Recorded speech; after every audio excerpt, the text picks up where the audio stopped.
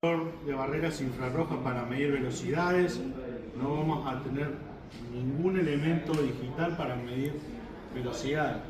Lo único que vamos a medir van a ser con una regla y con un transportador los alcances con la regla y los ángulos relativos al eje X de las dos posiciones finales de las pelotitas después del choque. ¿Está? Fíjense, lean los enunciados de los prácticos que le dicen, que le pregunta qué es dato, qué medimos y cómo lo hacemos, ¿no? Porque a veces las descripciones están medianamente bien descrito el equipamiento y no completan qué se mide o cómo se mide. ¿Está? Después son preguntas que se suelen preguntar tanto en el final como en los que quieran rendir el test de promoción o el optativo para los que no estén en promoción. Son preguntas que se pueden llegar a hacer, ¿no? ¿Qué se mide? ¿Cómo lo hicimos? ¿Está? ¿Hasta ahí hay alguna otra duda? ¿No? Bueno, hacemos los tiros y después lo describimos. Así ya nos quedan los puntos marcados.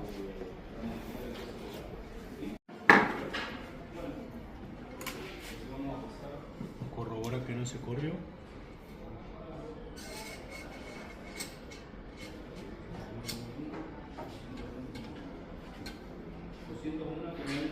Ahora vamos a hacer 3 tiros y marcar los alcances de cada tiro. Va medio rápido.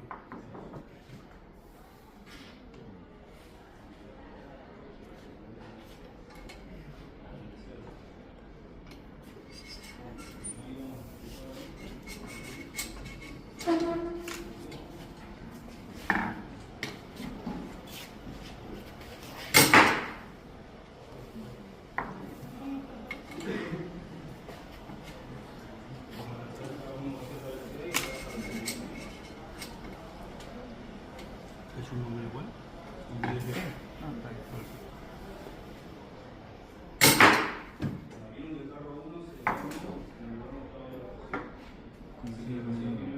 ¿Consigue con el 1? Con el 1 y 3. ¿Listo?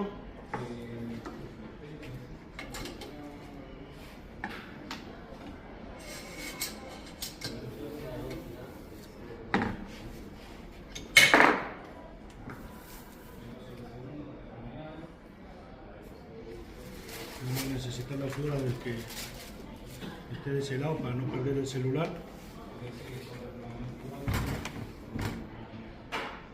¿Listo?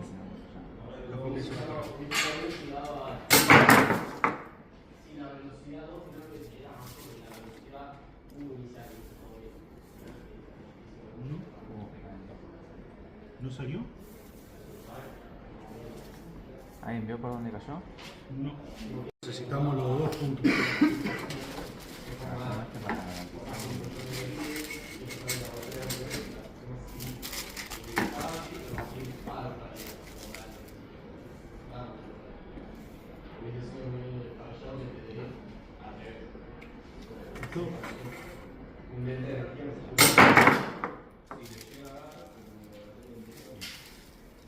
Cayó justo en la misma.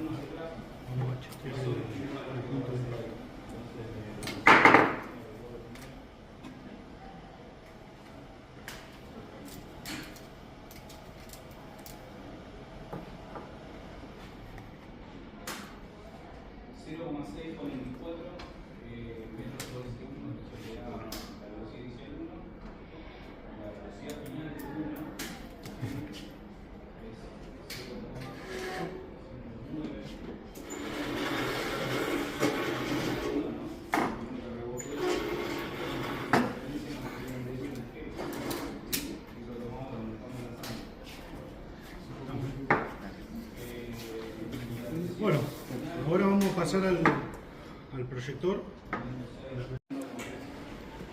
Fíjense, nosotros acá tenemos la esfera inicial, que es la esfera que está dentro de la boca del cañón, que sale con una determinada velocidad inicial, V sub 0, tiene una determinada masa M1.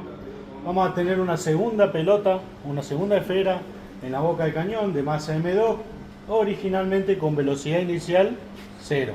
¿Está?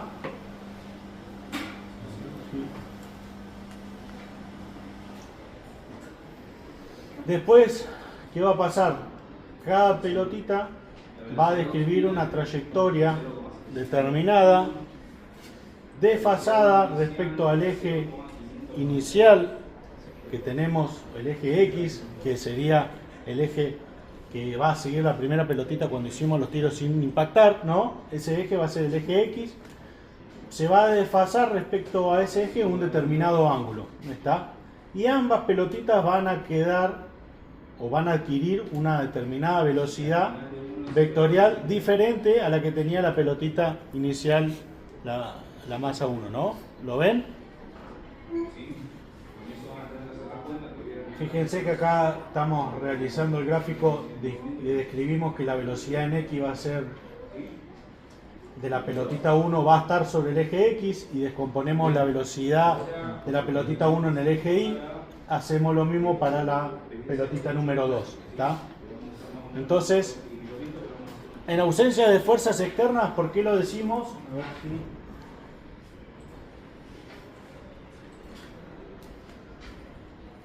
En ausencia de fuerzas externas, porque en el eje XY, que va a ser un plano paralelo a la mesa, no va a haber actuando ninguna fuerza externa, ¿está? En el eje Y, en el eje Z, va a estar actuando el peso de la pelotita, ¿está? Entonces, como hay ausencia de fuerzas externas,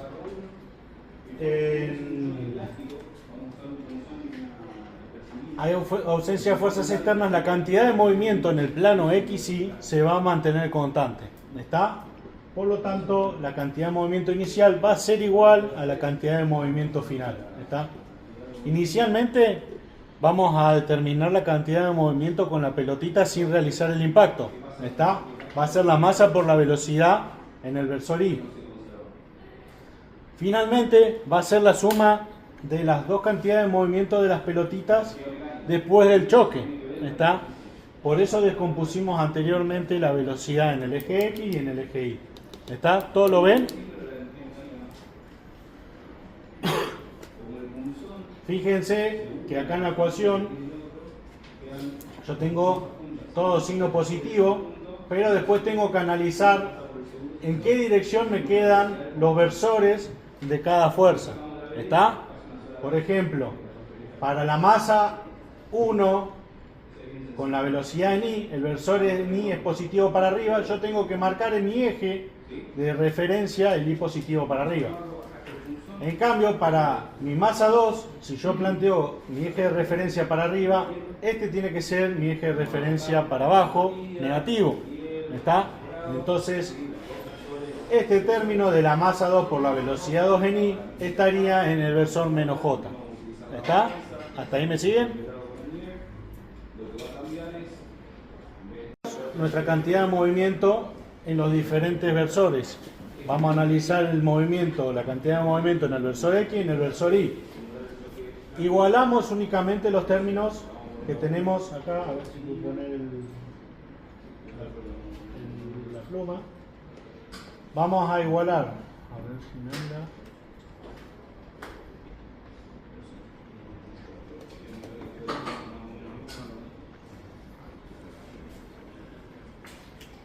Vamos a igualar la cantidad de movimiento inicial y la cantidad de movimiento final. Estoy muy malo con esto acá. Inicial en Y y la cantidad de movimiento final en el versor Y. ¿Está? Después vemos qué hacemos con la cantidad de movimiento final en el versor J. ¿Está?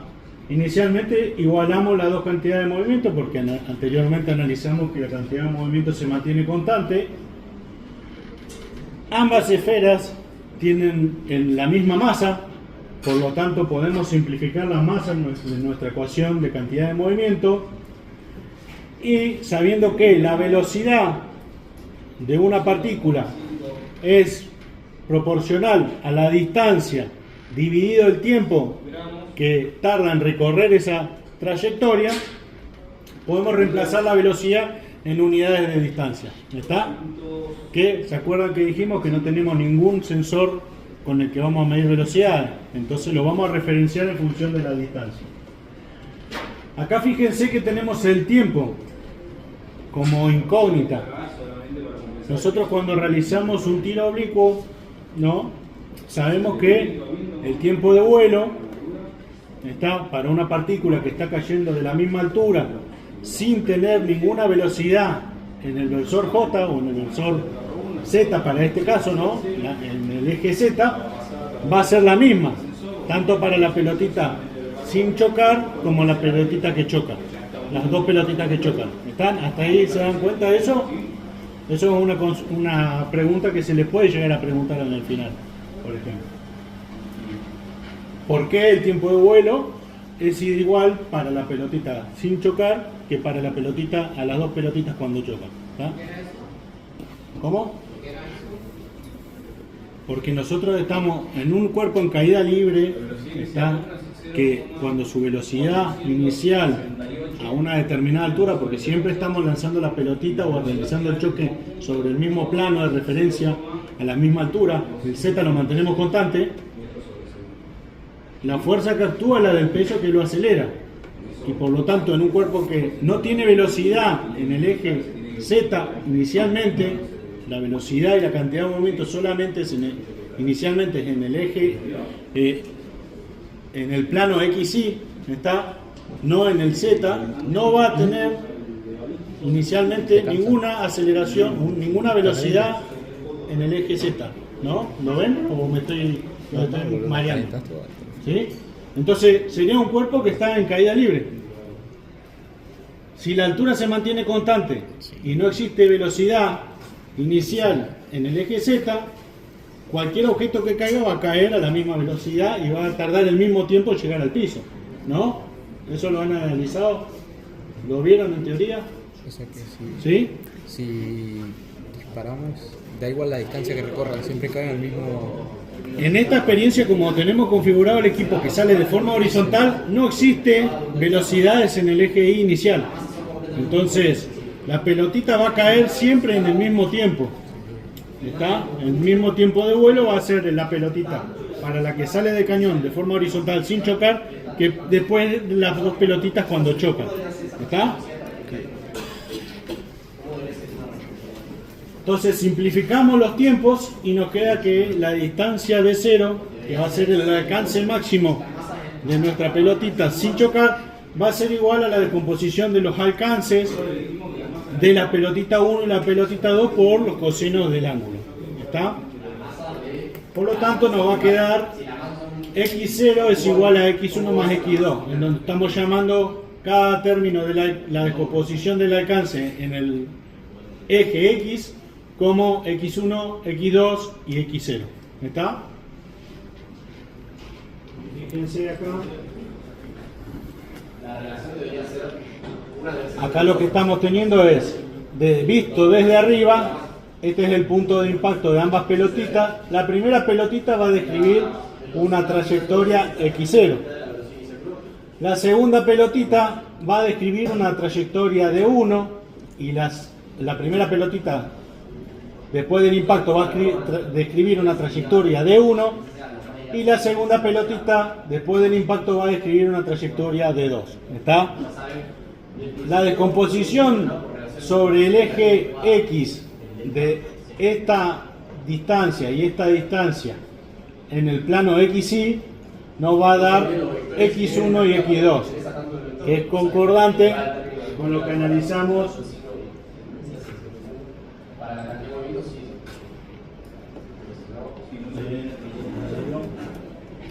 en esta ecuación. ¿Está? Nosotros lo que vamos a hacer es que para que se conserve la cantidad de movimiento en el eje X, la distancia máxima de alcance de la pelotita sin chocar tiene que ser igual a la suma de las descomposiciones de las distancias de cada pelotita sumadas vectorialmente en el eje X. ¿Está? ¿Hasta ahí me siguen? ¿Se dan cuenta?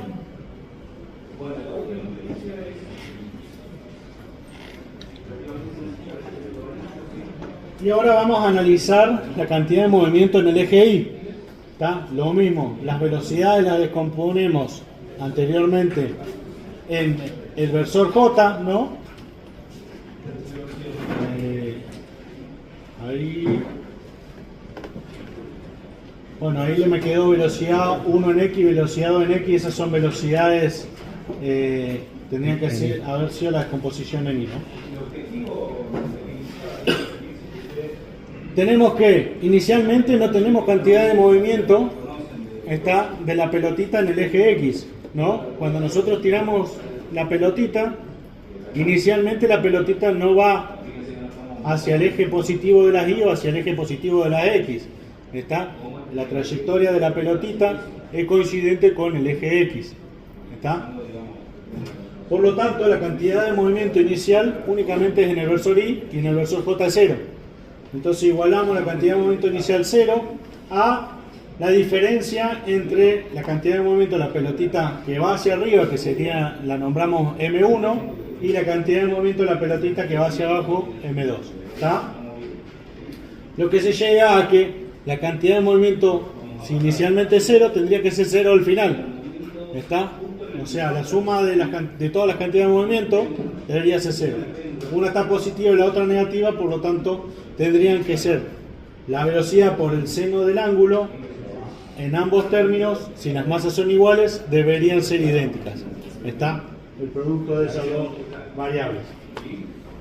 De nuevo, haciendo la salvedad de que la distancia sobre el tiempo es la velocidad, llegamos a que la cantidad de movimiento en Y van a ser la decomposición de las distancias que midamos, tanto en el eje Y como en el eje tanto en el eje Y positivo como en el eje Y negativo tienen que ser iguales, para la pelotita 1 como para la pelotita 2.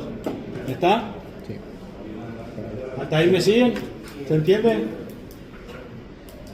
Y bueno, después, como dijimos que es un choque elástico, la cantidad de energía, ¿qué pasa con un choque elástico? ¿Eh? La energía se conserva, ¿no? En un choque plástico. Un choque elástico, perdón. Un choque elástico. En un choque elástico la cantidad de energía se conserva. Entonces tenemos que la cantidad de energía es el término 1 medio de la masa por la velocidad al cuadrado. Tanto inicial como final podemos determinar sus energías. ¿Está? Sabiendo que las masas son iguales y 1 medio se repite en toda la expresión, se cancelan y llegamos a que la velocidad inicial al cuadrado es igual a la suma de las velocidades cuadradas, ¿no? Lo mismo haciendo la misma salvedad que hicimos recién de la distancia sobre tiempo. En la velocidad llegamos a que d0 al cuadrado es igual a d1 al cuadrado más d2 al cuadrado. ¿Qué significa esto? Estamos analizando. ¿Eso a qué le hace acordar? La distancia entre el punto de inicial o el final. O sea, la distancia, si sumamos vectorialmente las distancias de las dos pelotitas después del choque, tendríamos que llegar al punto de impacto de la pelotita sin el choque. ¿Está? Por lo tanto, nosotros vamos a estar trabajando esa expresión, se parece a... ¿Qué se acuerdan? Pitágoras. A Pitágoras, ¿no? Pitágoras aplica para los triángulos rectángulos. ¿Está? Entonces, ¿nosotros qué vamos a hacer? Verificar la cantidad de energía, la conservación de la cantidad de energía, verificando que las distancias al cuadrado verifican la presión del triángulo rectángulo. ¿Está? O sea que, fíjense que nosotros salimos de una ecuación en donde teníamos masa y velocidad y no la medimos y llegamos a una expresión de d0 al cuadrado es igual a d1 al cuadrado más d2 al cuadrado, ¿está?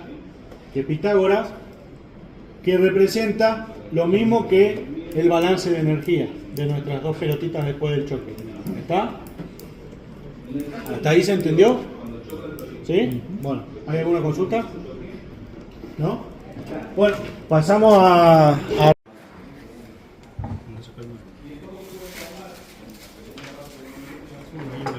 Hacer acá. Después vemos cómo se hace.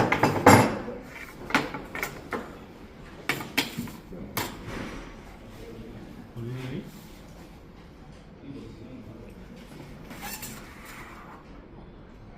Fíjense, yo proyecté la boca del cañón en el papel y uniendo el promedio de las tres pelotitas que dieron sobre el eje, terminamos determinando cuál es el eje X de nuestro sistema. ¿Está?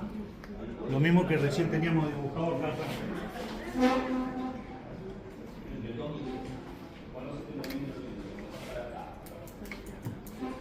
Fíjense que vamos a llegar a obtener lo mismo que tenemos dibujado en el pizarrón. Vamos a hacer el eje.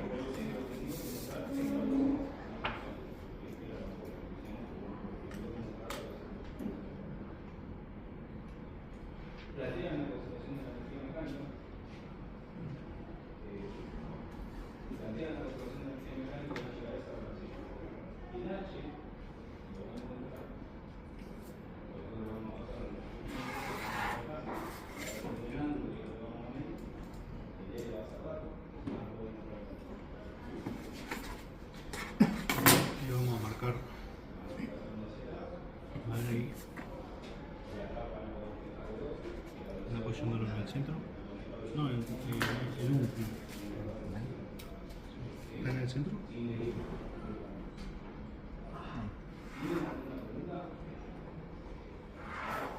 Hacer uno, dos,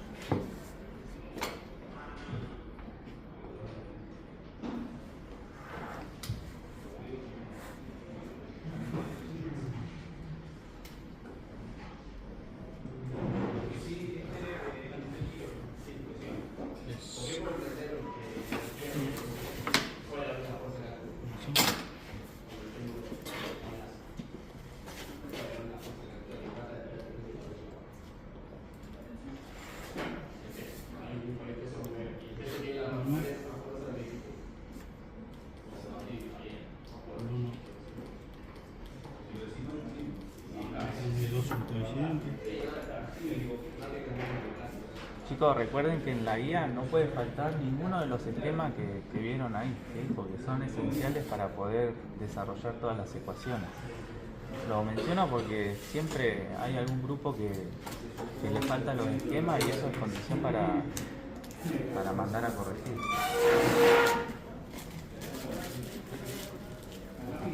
Eso es importante. También otro comentario que nos dimos cuenta en las correcciones es que hay laboratorios dando vueltas que tienen errores y copian esos errores. ¿Está? El tema que también se da la casualidad que hay veces que dos grupos tienen el mismo laboratorio que se copian con el mismo error. ¿Está? Entonces fíjense qué es lo que copian, chicos.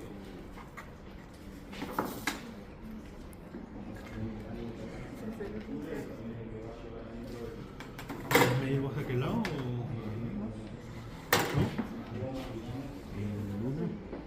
Sí. ¿En cero? ¿Listo?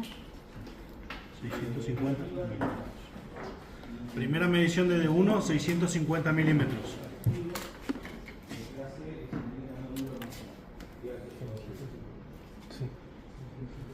Segunda medición es 654 milímetros.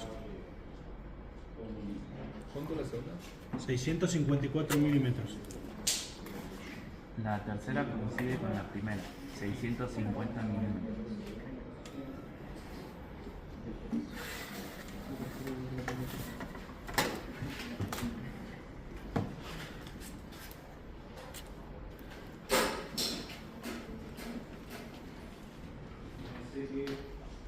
La primera, 571 milímetros.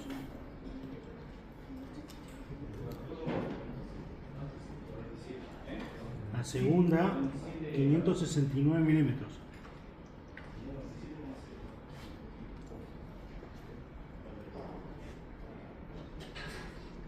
y la tercera 573 milímetros.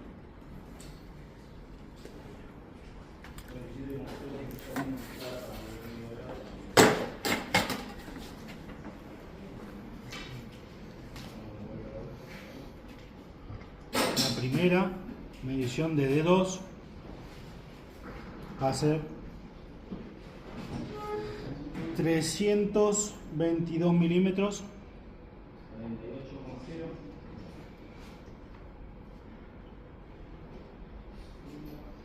Segunda medición son 317 milímetros.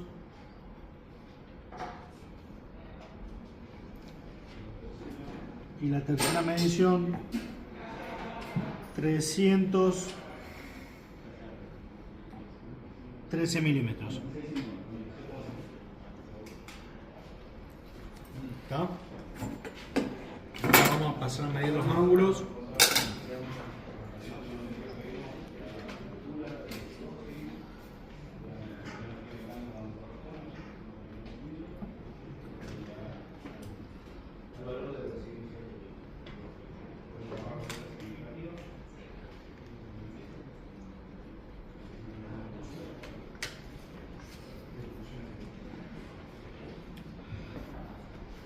Quedó.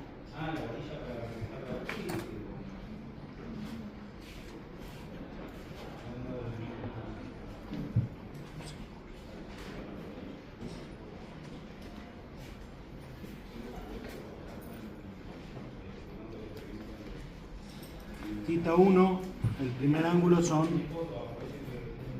26,0 grados.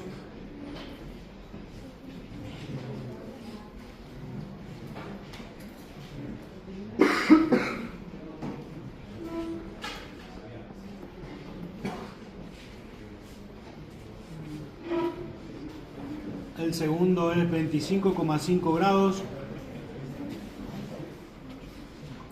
Y el tercero es 25,0 grados. ¿Ah?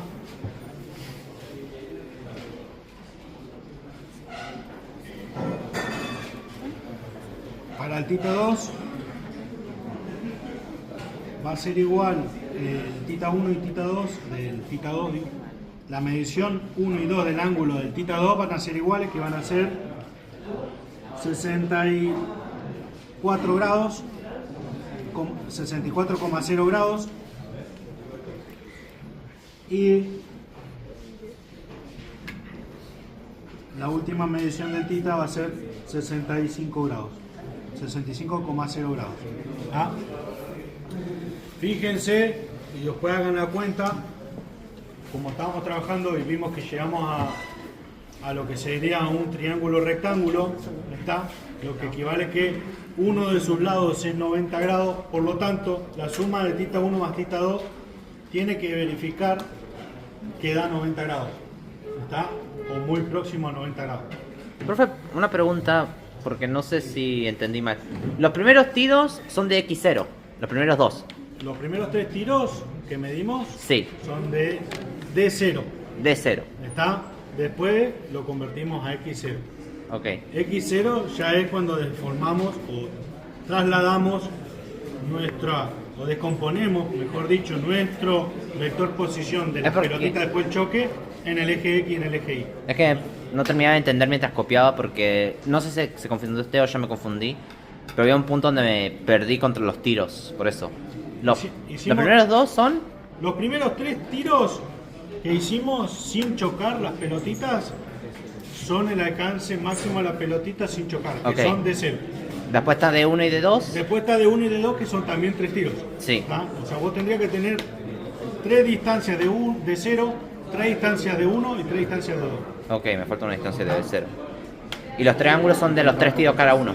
Y 3 ángulos para la primera pelotita y 3 ángulos para la segunda pelotita después del choque. Creo que dijo 2 de la segunda, si es posible. No, porque el primero igual al tercero. Ah, el primero igual al La tercero. primera distancia. La distancia 1 de D0 es igual a la distancia de la tercera distancia del D0. ¿Está? La primera medición se repitió para el tercer valor. Ok. ¿Está? ¿Qué datos tenés? ¿Podés sacar una foto acá?